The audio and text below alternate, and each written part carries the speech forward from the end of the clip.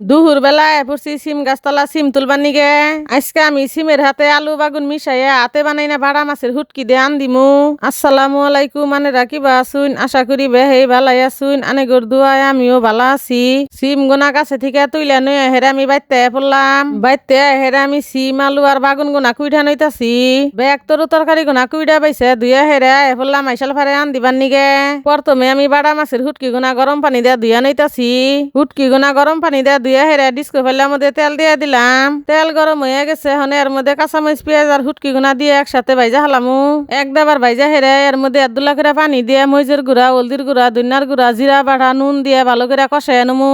মশলা পাতি গোনা কষাই আনইছি। এখন এর মধ্যে তরকারি গোনা ডাইলা দিয়ে ভালো করে নাইরা সেরে হেদ্দ বানিকা ডাইকা দিলাম। আমি তরকারি আন দিতাছি আর ই মুর্দে আমার স্বাস্থ্য বোনের মেয়ে আর আমার গুদা পোলা ডাই বইয়া বয়ে খেলা বাতি দিয়ে খেলাইতাছে।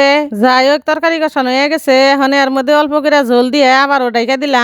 এক দাবার পরে ঝোল বলকায় পড়ছে না হেরে এর মধ্যে জিরার গুঁড়া দিয়ে নামায় হাল দিলাম। আমার কাছে কিন্তু তাজা মাছের তরকারির চেয়ে হুটকি মাছের তরকারি বেশি স্বাদ লাগে, কারণ হুটকি দিয়ে তরকারি আন দিলি তরকারির থেকে আলাদা একটা বাসনা হে।